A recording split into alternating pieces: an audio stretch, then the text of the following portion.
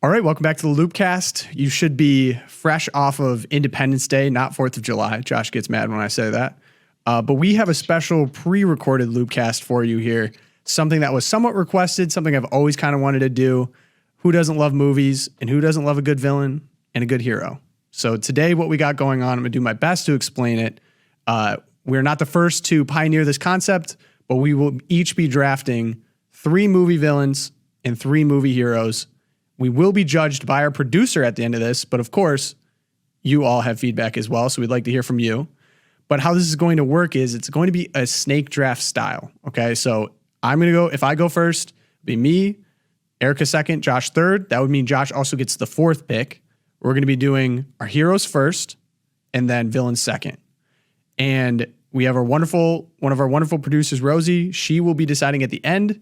She said she is going to need to listen to oration, rhetoric, persuasion. If she hasn't seen the movie, it's going to be based on how well we can explain. I think this is going to be a really good time. Erika, what was your preparation strategy? I heard you had some. Well, I kind of outsourced I have my own list. But I did just open it up at the dinner table and, told the kids this is what we were going to be doing. One, they thought that was really cool because they're huge Pogo fans. Oh, yeah. No, Josh. Yeah. Oh, no. Pogo. So Pogo. Josh has got a full family. Erika's got a full family. My 2-year-old only watches Little Bear. So I didn't get much help, but I did some research. We'll see. I think you guys, I'm really outgunned here. I'm just going to say it, but. You keep saying that though. You're setting the expectation low so that you can come in from behind. I'm not. Well, I don't want to reveal my strategy, but I'm hoping that works on Rosie a little bit. So Josh, we're going to decide order here. You have a dice. I do have a die. So I'll roll it to see who goes first. If it's a 1 or a 4, if it's 1 or a 4, it'll be me. 2 and a 5 or a 5, it'll be Erika, and a 3 or a 6, it'll be you, Tom. Okay. All right, we're going to go in the honor system. I don't really have a reason to lie. I trust you. So it's a 1. That's tough. I mean, I could actually do this if you'd like to. Then you can know. I believe you. Verifying. We verify. We trust you. Yeah. Josh, you're trustworthy. Yeah. So what are we doing first? You said we're doing heroes. So wait, heroes. Who's second then? Roll again. You got to roll for second place. There we go. Good call. That'd be a 5 for Erika. That's me. Actually, I'm kind of pumped. I get 2 in a row. All right. Okay. So heroes. Heroes Movie first. Heroes. Josh, you spent some time with your family. You prepared. You've watched a lot of movies. You have a lot of wisdom. This was a universal consensus for the hero in my family. Okay. I said it, and then everyone in the family was like, "Yes, absolutely." Because I'm mad because I'm pretty sure I know what you're going to pick, and I'm already mad about it. It's got to be Maximus and Gladiator. Oh, dang. Gladiator, no. He's the best. Like, honestly, every man in the world wants to be this man. Avenge the death of his wife, go back and kick some major butt and win his freedom back. And all he wants to do is go back to his land. I mean, this is like hero writ large. Every other hero is judged after Maximus. The best, there dude. He is. What a great In shot. fact, I gave a speech in Milwaukee where I quoted him and then kind of did my own riff. I'm like, I didn't say it was Maximus. I'm Josh Roman. And the crowd loved it. Everyone knew exactly what I was talking about. This movie came out 24 years ago, and it is still epic.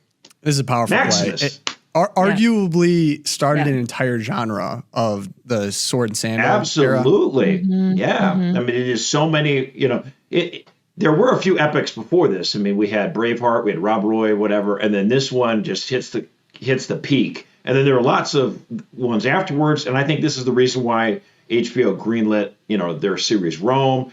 I mean, it launched. And then Troy came after that, like Brad Pitt. Exactly. Brad Pitt tried. Brad Pitt failed. This was it wasn't as good. So I mean, this was for sure the best, probably of that era, in my opinion. Mm-hmm. Actually, I kind of agree with both of you. I mean, in a sense, Troy kind of failed only because everyone's like, yeah, it's still not as good as this. That's why it failed. Yeah. If this had never come out, people would have been like, that was awesome.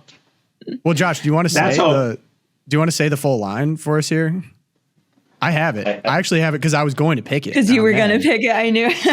My name is Maximus Decimus Meridius, commander of the armies of the North, general of Felix legions, and loyal servant of the true emperor, Marcus Aurelius, father to a murdered son, husband to a murdered wife, and I will have my vengeance in this life or the next. So sick. I mean, Yeah. And then also Number one, personal dude. favorite, which I pull out from time to time. I apologize. You have to go after me on this. So You put the arms out. You say, "Are you not entertained?" Are you not yeah. entertained? I pull that out from time That's to a time. great line. Okay. This started my Russell Crowe. these are the family. words we live with, you know. I mean, it's great. Okay, Erika. I mean, All that was right. fun. Did I That was ever strong. did I ever share you what I said at my speech opening? I paraphrased that. Did I ever tell you that? Did I ever show you that? I don't think so. If you'd No. like to share My with the name. audience here. My name is Joshua Ullman Mercer, Oracle of Petoskey, editor of The Loop and loyal son of Postmaster Paul, Exactly the same.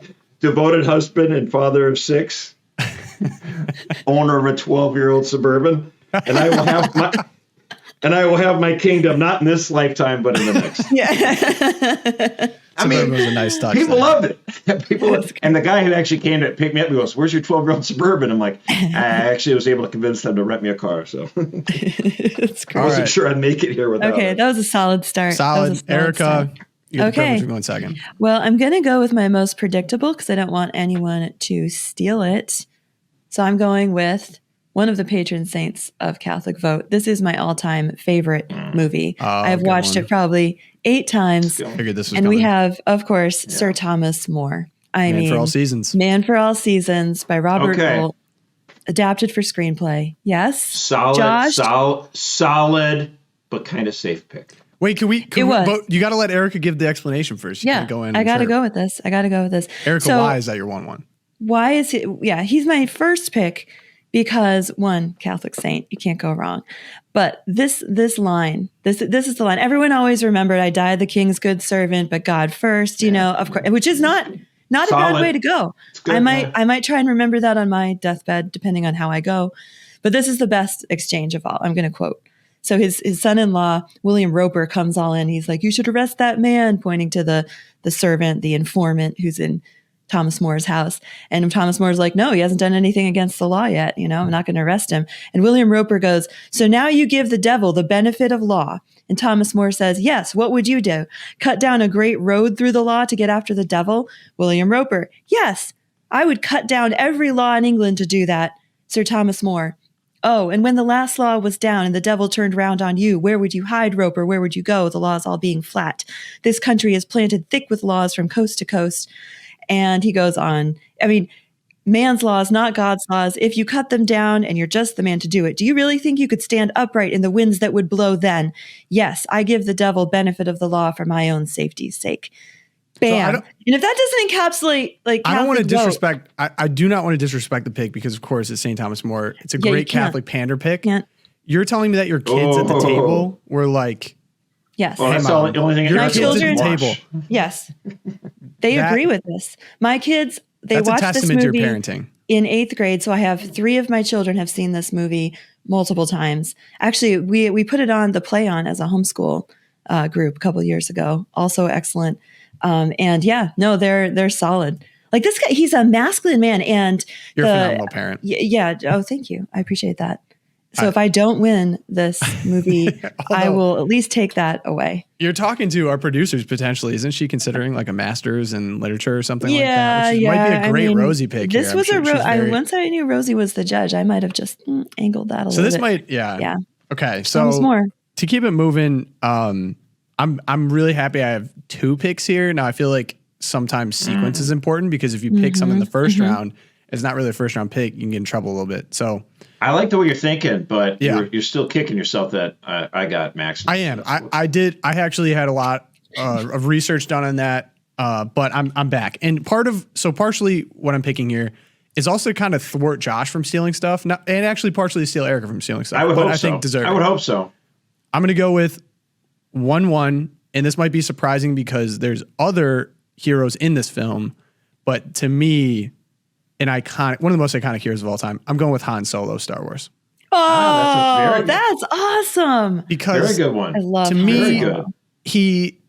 he was handsome. He had the blaster. He was like a Rogue. little bit of a bad boy. He actually Smuggler. saved the true hero or the pure antagonist protagonist with Luke Skywalker. Absolute assist at the end. Yes. Absolute. Saved Absolute him. assist. And to me was like, I feel like Luke Skywalker, and it's not just because Mark Hamill's like a mega lib now. He wasn't as he didn't have the cool factor that Han Solo did. No. And so I feel like if it would be like, okay, I wanted to be a character, if I wanted to be a hero from Star Wars, it'd be Han Solo. Absolutely. You know, gets Princess Leia, and then kind of saves us from that weird incestuous thing that they had going on. Luke and Leia, like, that was weird to me. But Han Solo saved us from that. He was boys with a Wookiee, which was really chill. And then he also he started out, he had a good character arc in that he was in it for himself. And then by the end, he realizes he should be a part of something greater than himself. He overcomes his own selfidness. So the hero arc's amazing. Yeah. Character design is cool. You picked the second best hero in the whole franchise. You really did. You did. That was a great pick. All right, we'll see. We'll see. Trash talk. I'm just saying. Okay. That was my number. That was my 1-1. Okay. All right. I feel like my 2 potentially is a thwart of Josh here, and actually Erika potentially. I'm ready. First pick, second round, William Wallace, Braveheart. Yeah. Okay. And I don't think there's going to be a better pick in the second round. I mean, William Wallace, you're talking about a legendary figure. I love when people like, is that really him when he came at the end? And he's like, yeah, he shoots lightning bolts out of his butt. And it's just the face paint, vengeance, fearless, not Christ-like every man figure, dies. Self-sacrifice. Yeah. Every man dies, not every man really lives. Epic speech at the end. So epic that Catholic Vote used him in one of our ads. Which one? The healthcare thing, yeah. We were called Bart Stupak as if he was William Wallace. Hold! He didn't hold. hold. You know, we asked. Try to. But this is a great movie. Yeah, Erika, you're pretty. I thought you were big. That's why I was like, I had to get this off the board. He's like, guys, that was smart. This is solid. Okay, it was better than Han Solo. Han Solo was good. Yeah. In terms of cultural impact, both for sure. And then the iconic face paint as well. I just think like when you think of an underdog story, you think of an undermanned army. One man inspires others. I love when they were turning around and he gets them to turn back around. William Wallace, Braveheart, sweet sword. Yeah. Solid. All right. So we got Erika now, second round. All right. Second round. So this one, I don't know if you guys, this is one I'm a little nervous about, but I'm going to pull out because since you took my William Wallace, which I should have predicted that. All right.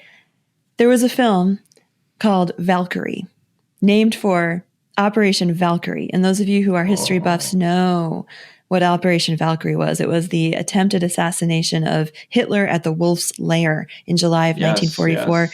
I am picking Colonel Klaus von Stauffenberg, played in this film by Tom Cruise. I was going to say, I thought that was a Tom Cruise. It was a Tom Cruise, which is funny because I am not a huge Tom Cruise fan. Like, I enjoy a good Maverick. Actually, I am. I like Tom Cruise. Someone might still pick Maverick. Don't burn that one. Okay. So anyway, Colonel Klaus von Stauffenberg, who was a devout Catholic, which the film actually portrays in a little subtlety there. Really great way that it portrays his marriage to his wife, and his wife telling him, like, if you don't do this, you got to do this. It was a real like Mark Houck's wife moment, like, don't come back, And I loved the way that it portrayed his internal struggle with not only the morality of, is it okay to try and assassinate someone directly? Is that an act of war?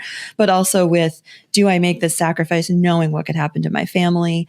And then the last scene where he's being summarily executed out in the courtyard. I mean, just a boss, like total boss moment. This is a guy that I just admire so much. And I don't think his story is told enough as well. So Colonel Klaus von Stauffenberg. Yeah, let's get a pick up Operation Valkyrie. Yeah. There he is. And look at that bad ace eye patch. I mean, that looks so good, right? He lost Erika, you have an all-time execution list here. Like, your heroes love getting executed. Probably.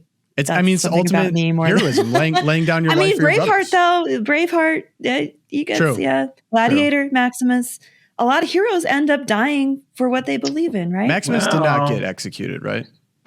Maximus is assassinated essentially in Joaquin Phoenix stabs him, right? He dies after he, I forgot that he died at the end. Yeah, you're right. You forgot he died at the end. I was like, are you so cool? I was like, how could he die? It seals the deal, right? It seals the deal of the hero identity that you have set. You've given the greatest measure. This eye patch is sick. I met this man. He was, what's your name? Diego von Stauffenberg. I'm like, wait, what? Von Stauffenberg? He goes, yep. That's all you had to say. Yep. I'm like, really? Your Yep. Mm-hmm. Okay. Wow. Yeah. That's but this awesome. was a great film. So shout out to the directors of this one. I didn't look up who it was, but this was a whole package film portrayal of the Operation Valkyrie. You should watch it with your kids or homeschoolers, probably high schoolers. I'll check it out. I never did see it. I was aware of it, but yeah, you would love it. You'd love it. Big Tom Cruise guy. Josh, second round. What do you got? I almost want to switch a pick, but I'm still going to go with this. I'm sorry. This is every man can totally understand exactly what I'm feeling. Every dad in the country is going to agree with me on this one. Liam Neeson as the dad in Taken. Oh, that's really good. Cutting through everything. And the point where he gets up on the phone and he tells these guys who've kidnapped his daughter, I have a special set of skills. I mean, dude, you're rooting for this guy to cut through everything and take out everyone to get his girl home. I absolutely love it. And every man is like, every barbecue dad is like, yes, that's me, man. I'm going to do whatever it takes. Not that I have any kind of special set of skills, but I got an axe to grind and a shovel to dig. So watch out. To be clear, we're talking Liam Neeson from Taken. That's right. Yes. Okay. Yeah. Sorry. I interrupt you a little bit. It's such a good, that's definitely so age appropriate, need to. And yes.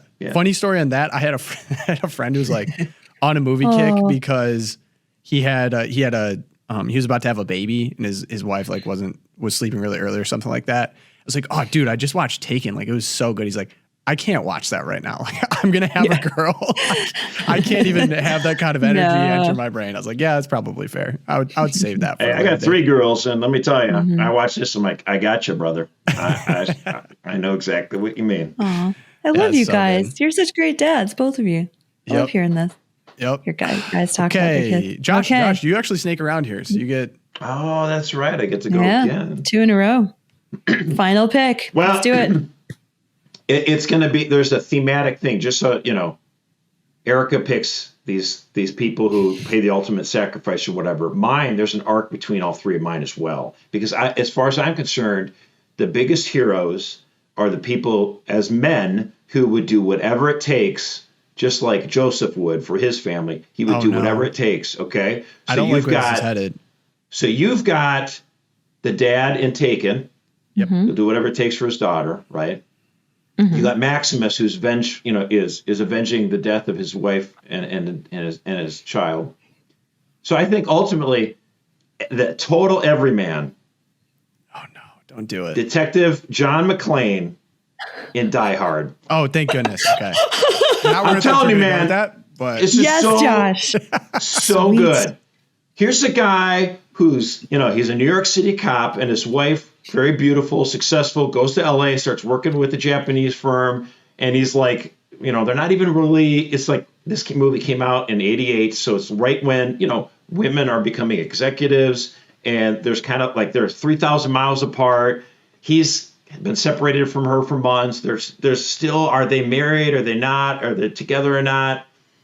And she's like, calls herself Gennaro. She doesn't use his McClane last name. She doesn't wear a ring, all this stuff. And he's just there, and he's going to this stupid Christmas party at this Japanese firm, the LA, skyscraper building. And he doesn't want anything. He just like, get this over with. And all of a sudden, what happens? Terrorists take over. They steal a whole bunch of stuff, and they hold everybody hostage. And he's like, I got to save my wife. I got to do everything I can to save my wife. Guy's running barefoot through the skyscraper, running on glass, getting wounds all over the place. And he's a one-man wrecking ball. And he's trying to call the authorities to get, more backup. And they're like a bunch of dunderheads. And the federales are really stupid. The FBI are dumb. And here's this guy who, there's so many great lines in this movie. And it's funny. It's good. But he is a great hero in this movie. Absolutely. Is Die Hard a Christmas movie? Yeah. Okay, we got a yes. That's controversial in some circles. Not here. Oh yeah, the visuals are awesome. Yeah. Bruce Willis he's fun definitely an R-rated movie, but I'm just it just speaks to the reason he actually changed in Hollywood. He was, by the way, he was a TV star and he was a comedian. He was not known as an action star when this came out. It was a big risk. And he changed the action hero genre because he's so flippant and sarcastic and funny. And he came off as like, he's not like the Arnold Schwarzenegger obvious Mr. Macho guy. He's just like a dude. Do I have to do this? Son of a gun. But then he does it. And so it's a great hero. It's like he's an everyman hero. Everyone can relate to this guy. And it's very gritty and realistic too, because he's like, somewhat separated or divorced. Great character. Great character. Realistic might be a stretch, but no, realistic in the sense realistic for Josh. Not in the event of the movie, but like the background. Like here's the passion, the passion and the setup. That's what I'm saying. My dad went back and showed me. It wasn't Die Hard. What was it? Lethal Weapon, I think. And he's like, "Oh man, this movie's so awesome!" So good. And I watched it, and I was like, "This is the most unrealistic." Like the amount of people that he killed with a pistol from like 80 yards away was unbelievable. I don't know how his clips were that big, but I was like, he's like, "Yeah, isn't this awesome?" I was like, "I don't know if this aged super well, Dad." Not to be the guy, but.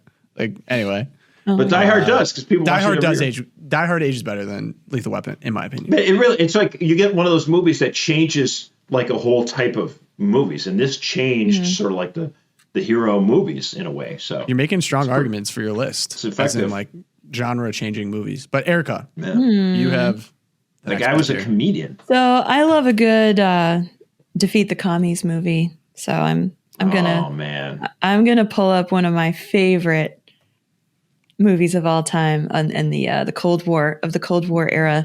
So we have Captain Ramius of Hunt for Red October.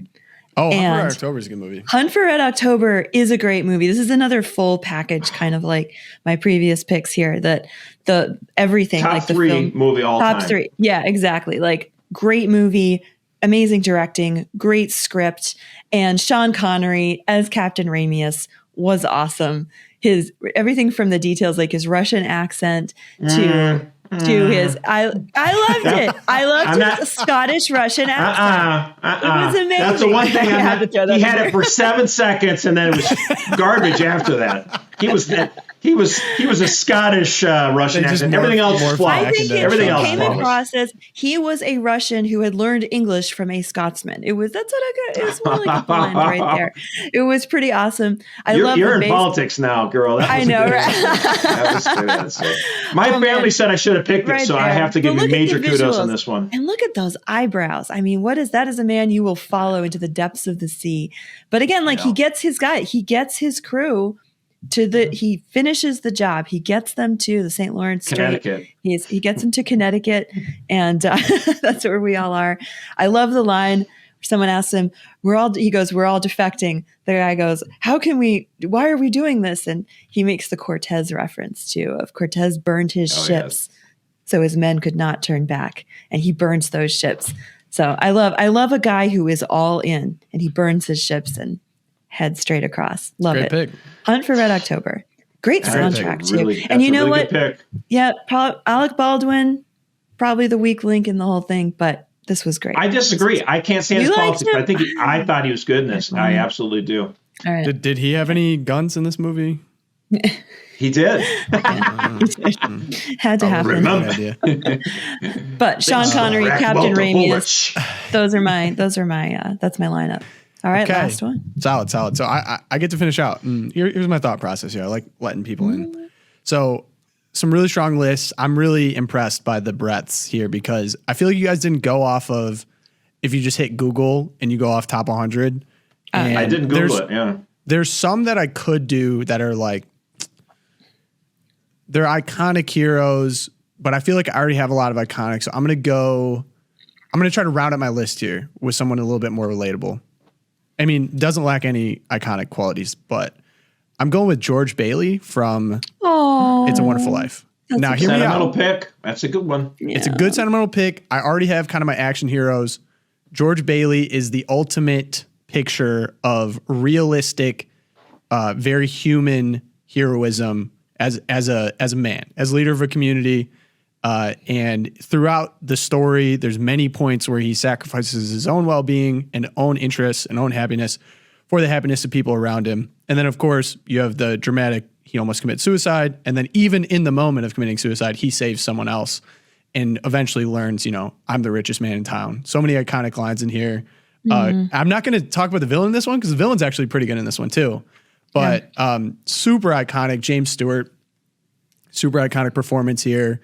And so just like he saves his brother from the sledding accident that hurts his hearing. He stays home to save the family business, gives his money to his brother to go to college, builds Bailey's Park, which I always talk about building with my boys, like probably once a month. I'm like, dude, let's just build Bailey's Park and all live together. Like we'll figure out where it is. We're going to do it. A great father and a husband, beloved. And then when you see if he wasn't there, what happened to everyone around him, what happened to the town. So I want to round out with a little sentimental, a little classic. I'm going to go George Bailey. Maybe not the most traditional, but a hero to me. That's beautiful. Hard to beat that. Hard to beat that. Should we do like a halftime report from Rosie of like where we're at? Yeah, I think we need a little halftime rundown. Who are our picks? So for heroes. Let's see. Rosie, she doesn't have her camera on, but we can get the audio going. Or there's her camera. Okay, here we go. We're going to get a halftime report from Rosie, go over our heroes, and then we'll go into villains. So, first round, we had Gladiator by Joshua Mercer presenting that, which is a film I actually have not seen. Oh! Honestly, I'm so excited for you. But I'm excited to watch it, and I feel like I've been given some excellent testimony. Oh, you will love it. Destination TV, you'll love it. That's the best thing I've heard all day is that she hasn't seen that, which is great. It's such a great time in your life. That's great for us. It's great for us that she hasn't seen it, but continue. Okay, Thomas More from A Man for All Seasons is one of my personal favorites. I love Thomas More. I knew that would pander to Rosie. And also the fact that, he is CatholicVote's patron. So if I pick him, then, this is who I work for, right? And then Han Solo is so classic. I love Han Solo. I'm pretty sure I had a crush on Han Solo when I was like 7 years old. So same. I mean, young Harrison Ford, you really can't go wrong. And also of the three, I must say he has the most character arc. The other two seem to be fully developed in their virtue, but Han Solo, he changes throughout the film, which is something that you can't say for the other two. So those are my thoughts on the guy who becomes a prisoner. I mean, I don't know. He makes the right decision. Josh, nope. You gotta let her give her commentary. I work the rest. I don't care. No work in the refs. All right, what we got next, Rosie? Okay, second docket. William Wallace from Braveheart, which is a movie I also have not seen. That's tough. Okay. It's going to be a good summer, Rosie. It's going to be a great summer. I'm very excited. But I was doing my research as you all were talking, and the argument was very convincing. And it's Mel Gibson, who I really love Mel Gibson. So, yes, big props to that. I love the self-sacrificing, protective male figure. Colonel Klaus von Strausenberg, I happen to love anytime someone wants to assassinate Hitler, it always makes for a really good story. So I also have not seen this one, and we love Tom Cruise. So, and just Erika, the way you presented it, Catholic hero, sick eye patch. We love a good self-sacrificial man. Liam Neeson from Taken. This whole second docket I have not seen, but I have heard of the plot before, and I have heard this iconic speech given so many times. And as a young woman with a very strong father, I definitely relate to how. Does Josh potentially lose points for not knowing the name of the guy? All he said was Liam Neeson. Liam Neeson. Who's the actor. Oh, this is true. And since I haven't seen it, I don't know his name either. Talking about working the refs. Give me a break. Give me a break. Okay, so I'm not even worried about that. That was like the lamest attack I've ever heard ever. Is that an argument from authority? No. Okay, Rosie, go ahead. Next round. Third docket. John McClane from Die Hard. I love Die Hard. Definitely a Christmas movie. I really do love Die Hard. It's just classic action movie. Man does what he has to and deals with everyone else's bull in an awesome way. And, things explode and he shoots some, what are they, Nazis? Terrorists? He shoots some terrorists. Mm-hmm. They're just German. They're just thieves, really. They're German thieves. We love it. Okay. And then Captain Ramius, also love Hunt for Red October. That's one of the first movies I watched with my dad. So I have sentimental feelings because we watched Sean Connery together. And yeah, also the man just doing his best, making hard decisions, and another great action movie. And then George Bailey, It's a Wonderful Life. Oh my gosh, that's talk about sentiment, but also and relatable. I think, Tom, you did a great job throwing in. We have a bunch of action heroes, but here we just have regular down-to-earth guy. So you all made my life very difficult. This is going to be a really hard decision. Okay, great halftime report. Rosie, we'll see you at the end. Hey, I'll say this. Pressure's on. I think Maximus is unquestionably number one, but I think actually your last pick, George Bailey, is steal number two. Might have been steal the draft there, catching that in the third round. But now we move on to villains, and who doesn't love a good villain? So, oh man, this is so much fun. How do you want to? Do you want to keep? We can keep the same order, or we can reverse. We can reverse. Yeah, why don't you go first, Tom? Yeah. All right. Wow. Okay. Pressure. Wow. You got this. Oh, okay. He's got to recalibrate. This is really tough. I gotta really lock in here. I did see some pretty funny ones. I'm not going to choose the Icelandic youth hockey team from Mighty Ducks 2, although they were pretty evil. They were awful. Okay, I did not like those it's between two for me, and I have a feeling that this might be 1-2 off the board, so it's gonna be tough. Okay, I saw it during formative years. By far the best acting performance I've ever seen. It's gonna be the Joker, Heath Ledger, Dark Knight trilogy. Rest in peace, Heath Ledger, super talented actor. He gave one of the best psychological performances I've ever seen. His commitment to it was crazy. The Joker as a character is very compelling. It's been portrayed in many different ways, but the Heath Ledger portrayal, so many iconic lines. I think of, do you want to see a magic trick, when he walked in with a pencil? And then the great interrogation scene when he was in with Batman. He's like, don't you want to kill me? You could do it. It's like, I don't want to kill you. You complete me is the idea of good and evil needing to coexist. The yin, the yang. Oh my gosh. Man. Do you want to know how I got these scars? So I mean, I don't think there'll ever be another. They've tried to do other Joker performances since. I don't think there'll ever be another. Insane movie. The trilogy's so good, but this was by far the best of the trilogy, I think. So. Yeah, honestly, like I couldn't even get through this movie because he was so evil. It was such a portrayal of evil. I still haven't seen the end of it. You've never seen the end of The Dark Knight? No, I couldn't. I couldn't get through it.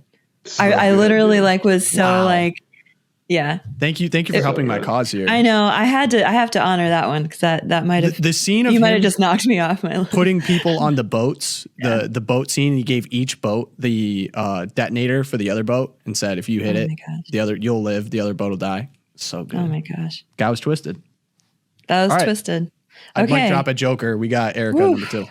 All right. I think I'm going to go with, this is a tough one because I think my other ones are pretty safe. I don't think you guys have them on your radars. So I'm going to take a gamble here. I'm going to go with, from the Lord of the Rings, I'm going with Gollum. And we had a big argument about this in my family. Wow. Big argument. Second pick off the board, Gollum. Wow. Yeah, I'm going with Gollum. Wow. Here's why.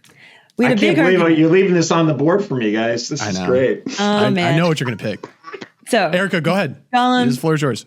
Just the icon of what sin does to the human soul. He's grotesque, he's pitiful, he's sad, but he's also just consumed with envy and malice of his own doing. The films do such a good job of walking through like the tortured soul and going back and forth between what's left of Smeagol, the actual original being, and then what he's become, Gollum. And of course, in the end, you can argue that, well, he played that final role in actually destroying the Ring of Power. He's the one who bites it off of Frodo's hand, falls into the fiery fire. I hope I'm not doing a spoiler. Everyone should know the end of the film by now. But for a while everybody knows. You haven't even seen it, Tom, and I know you know how it ends. So we're good. No spoilers His here. hairline is whack. But man, his hairline's whack. Just the whole thing. He's got. I think he shows so well, and this is a shout out to Tolkien, of course. It's not necessarily just the film, but that in grasping to possess, we end up being possessed ourselves. And I think, just absolute truth there being preached by the character of Gollum. And I hope that all the secular people, all the like LARPers out there who just play Lord of the Rings, I hope that the portrayal of sin here draws them into the Holy Catholic faith, because that's what we mean when we talk about sin as Catholics. It's Gollum. Okay. Great pitch. I mean, Josh, it's not bad. It's like a feeling I know it's a number coming. 3 pick. That was like a number 3 pick as far as I just didn't want you to grab it. I didn't want you to. Yeah. All right. Don't worry. I know. Josh, do you want to say it, or do you want me to? To me, this is too easy. Considered by so many the greatest villain in cinema history. It's Darth Vader. I mean, come on. That was the other one. Everything about this character is villainous and evil. And no, it's not boring. My goodness. Not boring. Give me a break. Boring. He's 6'5". He's part machine. He's part human. He breathes weird. Everything about him is terrifying. Terrifying. And by the way, what's so good about this villain is actually his character arc is completely amazing. Like, he starts out as the gifted one, and then he goes evil. He gets his best friend who's taking care of him ends up having to kick his ass and like practically leaves him to die. And then he picks himself up and he just builds this massive empire of evil. And at the last moment, he's realizing his son comes by to redeem him, and he's like, I see the error in my ways. And he picks up the emperor, like another embodiment of evil, and throws him into the pit, and it costs him his life. I mean, this character is the last thing from boring. It's so incredible. And when he's like full of lightning bolts and you can see his face underneath the helmet. Mm-hmm. Holy cow, dude. I mean, when I was a little kid, this was like, not believable. This was so amazing. Boring and not believable. I love that Erika's sticking to that take. You're arguing with the perennial 1 of 1. Go off, Queen, though. Go off. Okay, so besides being so predictable, Josh, like, of course, someone's going to say Darth Vader. But besides that, this is such an unrealistic portrayal of how sin and evil work in the soul. Like, you've got this guy, you're telling me you've got basically like Heinrich Himmler, and he's just the worst of the worst, has no compunction, no compassion, all the way up until this one last moment. Do you really think that just seeing his son, who he has like completely been rejecting of and fighting against, that all of a sudden, oh my gosh, someone's killing and torturing my child? Oh, I've suddenly discovered this. Erika, he's given the choice.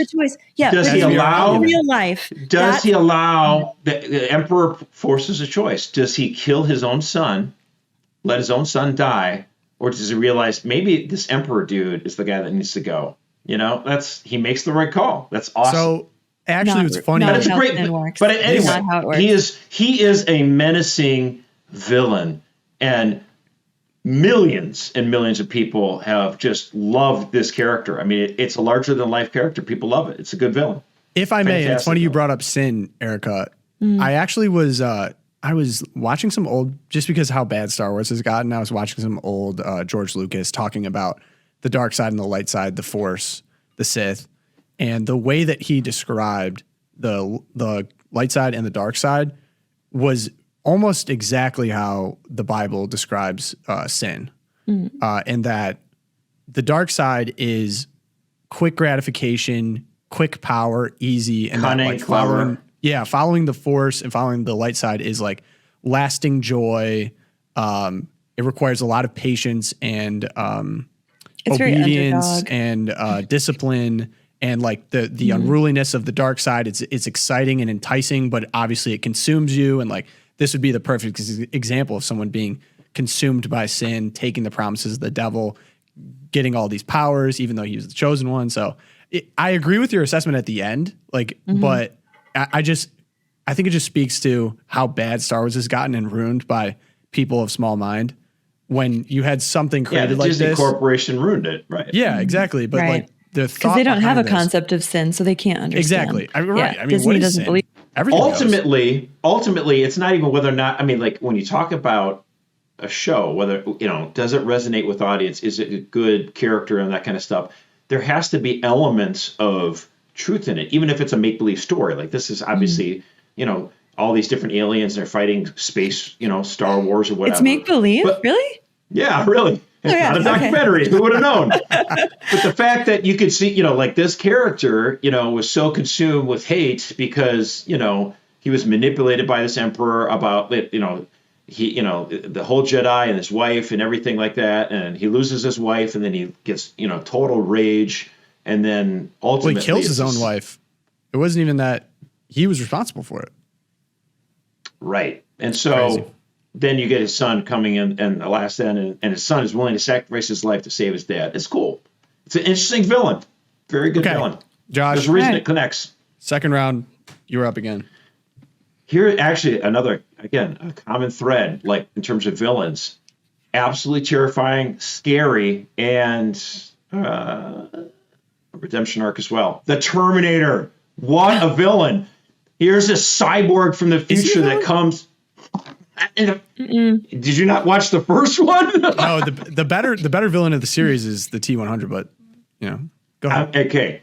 Again, the point here is you probably watched Terminator 2 and didn't watch the first one, I guess. No, I watched the first one. No, I'm aware. Oh, my God. I mean, all that good stuff, yeah, this kid, here's this alien from the cyborg alien from the future that is just an absolute wrecking ball and it's going to do whatever it takes to neutralize, Sarah Connor. I mean, it's amazing.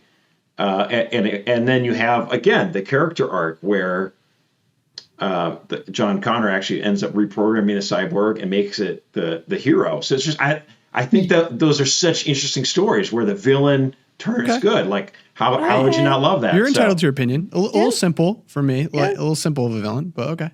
Oh, great. I mean, visually, visuals, though, for sure, super no question. creepy. Arnold, Oh yeah, iconic. I mean, this is, in 1984, that's scaring the. This is peak Arnold. Yeah, right. Okay. All right, Erika. Okay, I'm going with this was one of the formative movies of my. This is explains a lot about me. So I'm going with Kevin Spacey's greatest role. We have Kaiser Soze from The Usual Suspects. I thought you were going to go 7. 95. Oh yeah, I mean that's even worse. But I actually another movie I have not been able to watch all of was 7. Yeah, it's a tough one. I'm going with some movies that I actually have watched. Smart. But Usual Suspects, Kaiser Soze, and of course there's. Part of the brilliance of this is that Kaiser Soze, who's this underground notorious gangster, blew up this big freighter ship. That's the start of the film. They're trying to find out who is he. It's the hiddenness of him, right? And I think that who is he? You spend the whole film with these quote unquote the usual suspects. They're all lined up, and you go through each one. They gradually all die off because they're killed by Kaiser Soze, and you're left in the end with Kevin Spacey, whose nom de plume is Roger. I have to read it. Roger Verbal Kint. And the question is he this great villain? And then at the end of the film, you get him walking away. He loses the creepy, the twisted spine that he's had the whole movie. He loses it. He straightens up. His stride becomes sure and firm. And you get the line, the greatest trick the devil ever played was convincing the world he doesn't exist. And it's so chilling. That's a bar. And I the think scariest part is points. the hiddenness. You get bonus points for him being a real life villain. Yeah. Right? It's a documentary, historical film. No, it's not, people. Don't listen. But so I'm going Kaiser Soze. Very chilling. Oof. And now that Kevin Spacey is a legit creep, we are even more creeped out by it. Yeah. So I think you genuinely get bonus points. That's terrible. Disavow, obviously.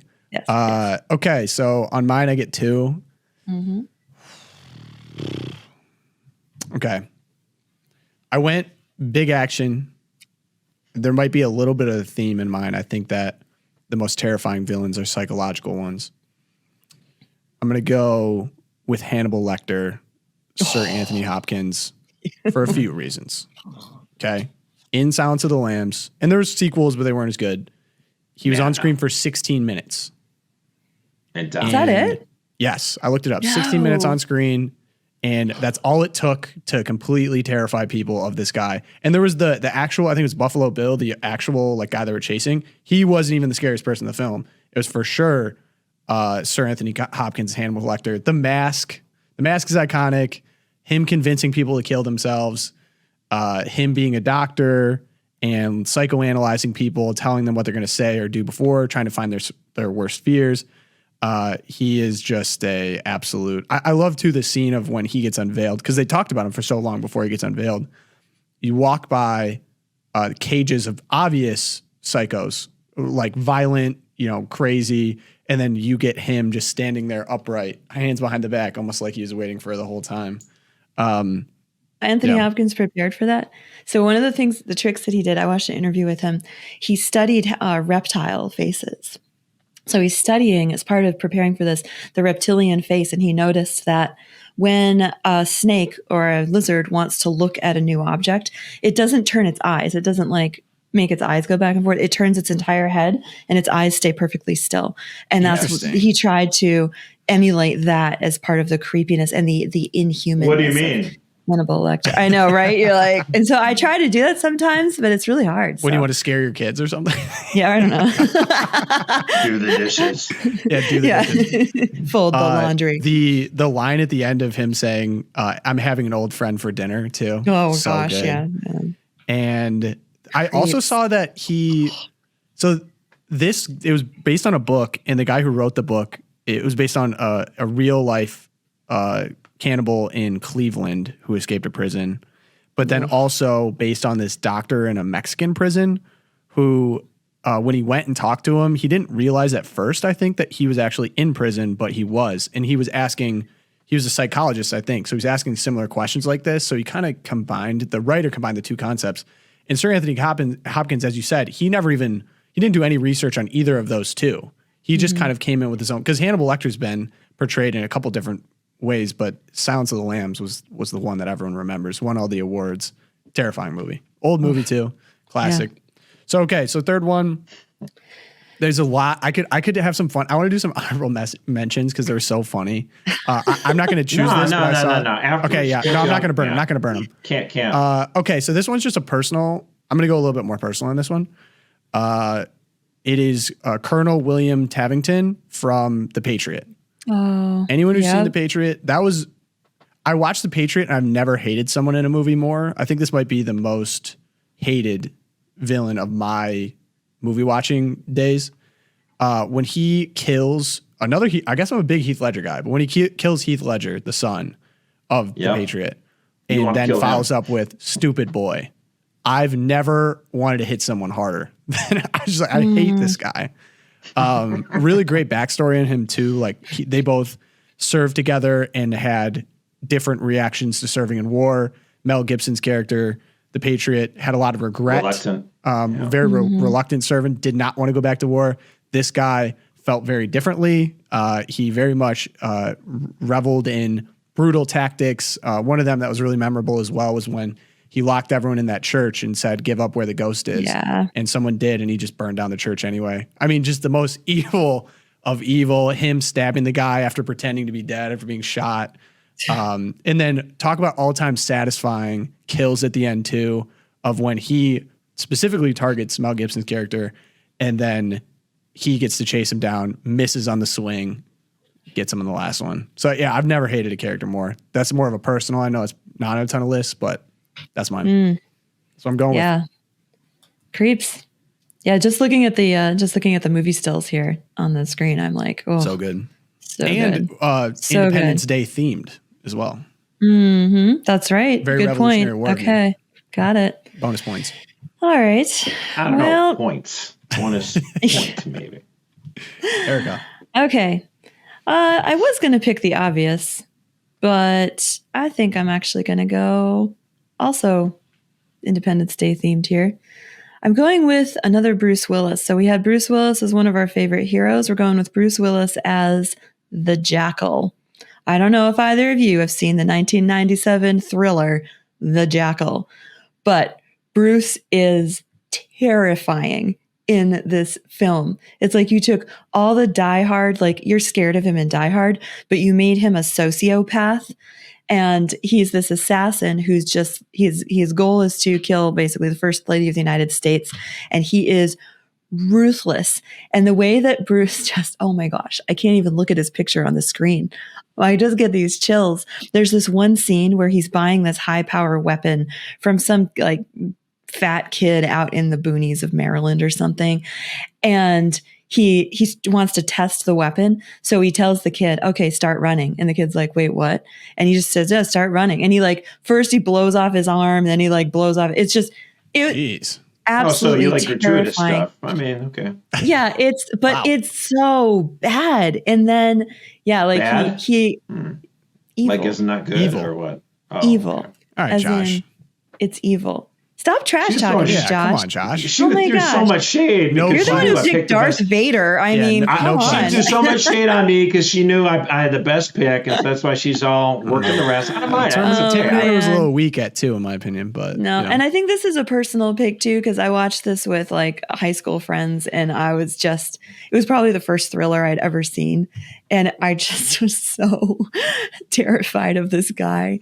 I still have nightmares from the Jackal, so a little bit of a personal pick there. But there you have it. Okay. Josh. Finish us off, Josh. Finish us off. Okay. So when it comes to a villain, I mean, just the idea of what drives a villain. Vengeance is a marvelous thing that drives like passion, hatred, hunting down the whale like Captain Ahab. I'm going with Khan in Star Trek. Here's a guy. Oh, that's a nerd. Captain Kirk puts this guy on a planet. He's a superhero. He's got incredible human strength, like 5 times an average human.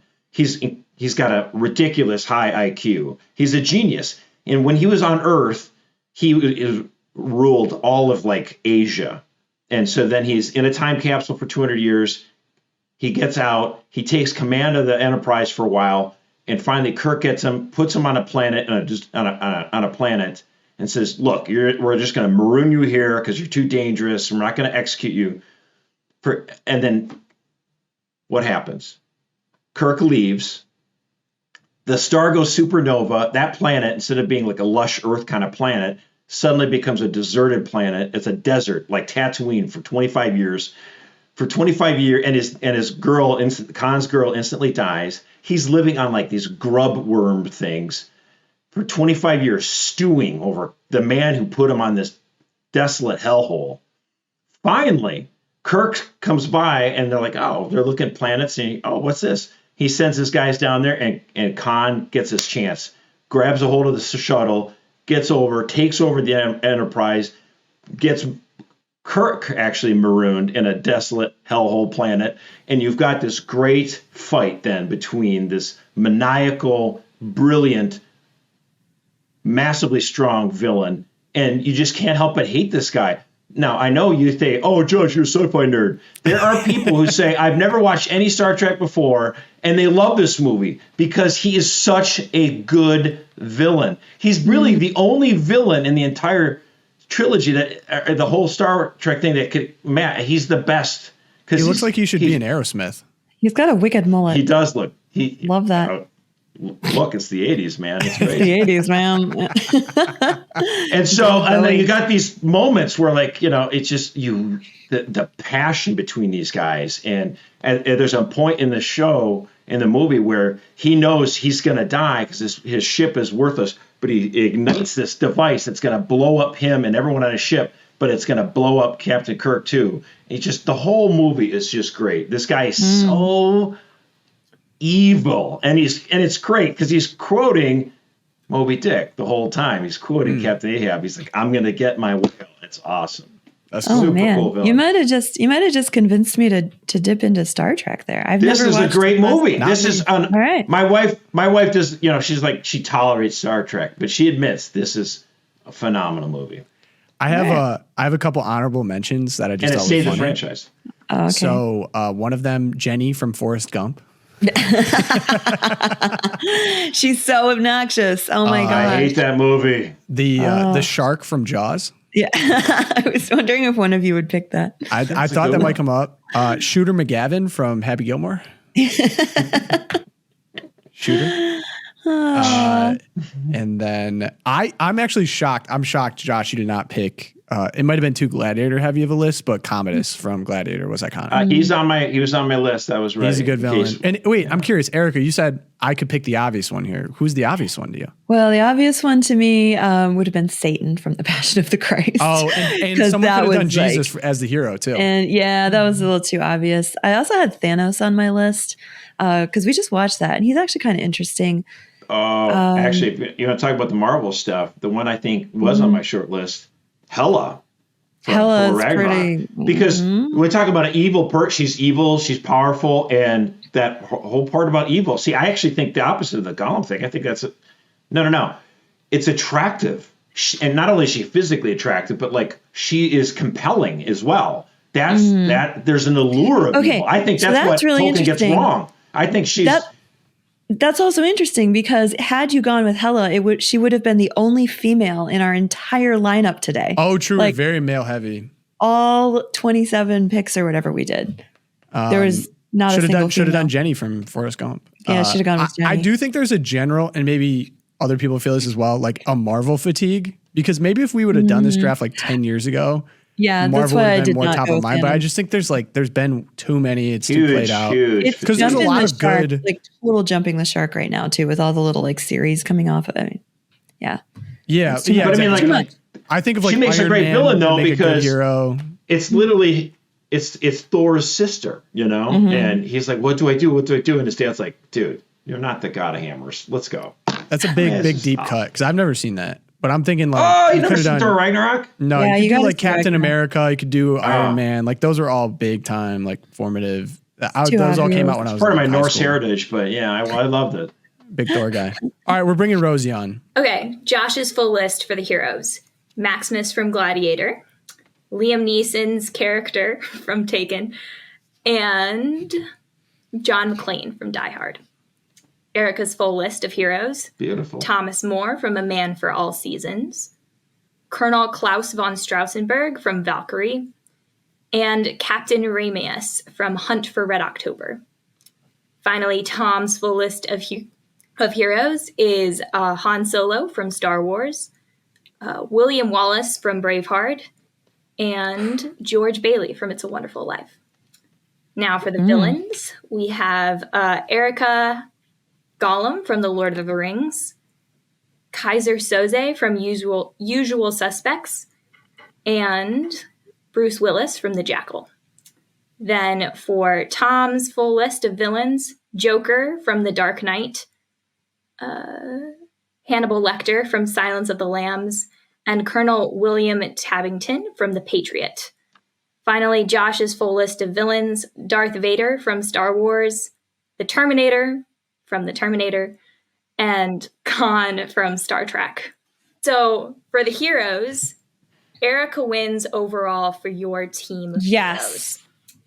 Thomas More, Colonel Klaus von Strausenberg, and Captain Ramius, all three excellent heroic examples. You've got the self-sacrifice. Togo can't take it. Can't take it. That is an unbelievable. Okay, we'll see. Yeah. We'll see if the audience agrees. That is an unbelievable travesty, but continue. Okay, you got second, Tom. So there you go. Oh, good job, Tom. I cannot.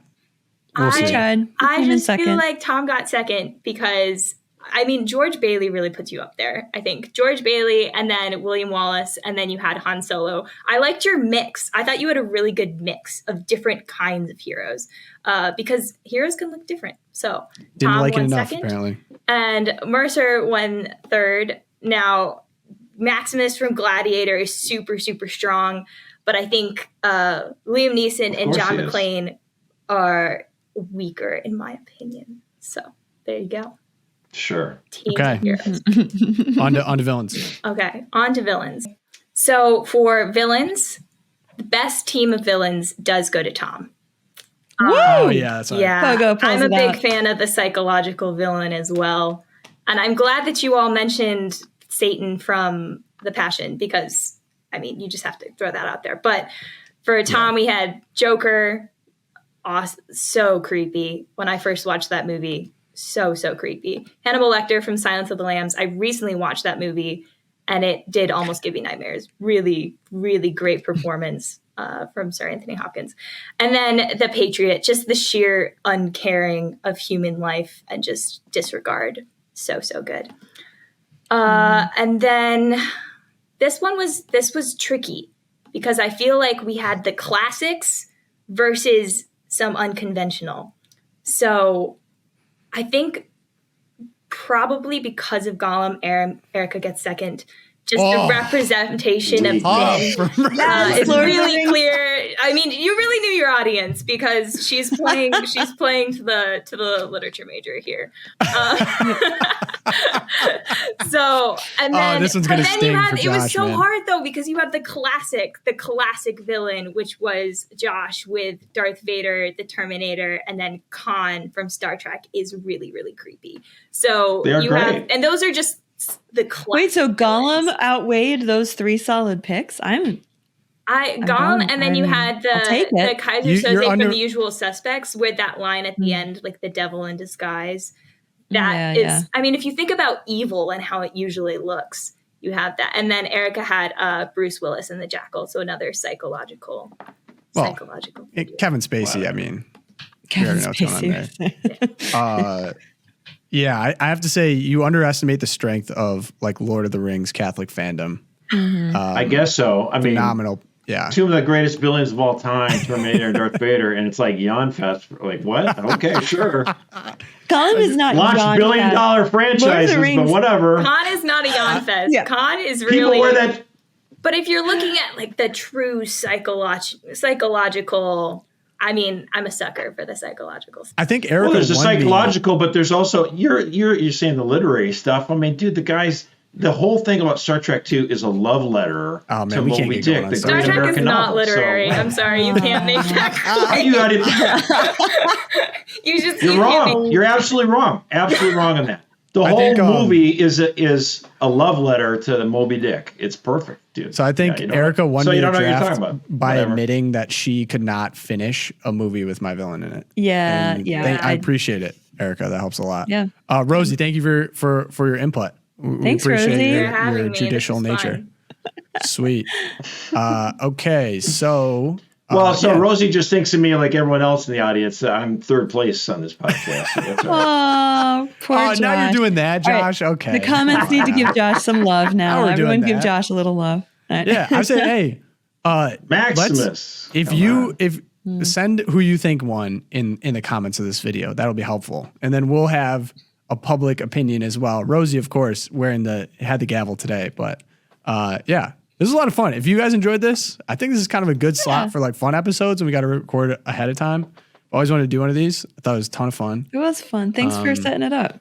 Yeah. I'm just wearing red, white, and blue for Independence Day. Happy Independence Day, of course. Birth of our country. So I hope you guys are having a wonderful time. Enjoy this on a drive somewhere maybe. We appreciate you guys so much for being here. If you want to help out the show, like, subscribe, leave a review, Apple Podcasts, Spotify. Email me, loopcast@catholicvote.org to tell me that I actually had the best hero list as well as film list. But yeah, let us know your thoughts on this episode. If you want to see us keep doing more of these, send us some feedback. It'd be a lot of fun. And so best thing you do is pray for us. St. Thomas More, Our Lady of Guadalupe, and St. Fidelis. Pray for us. And we will see you guys on Monday. Peace.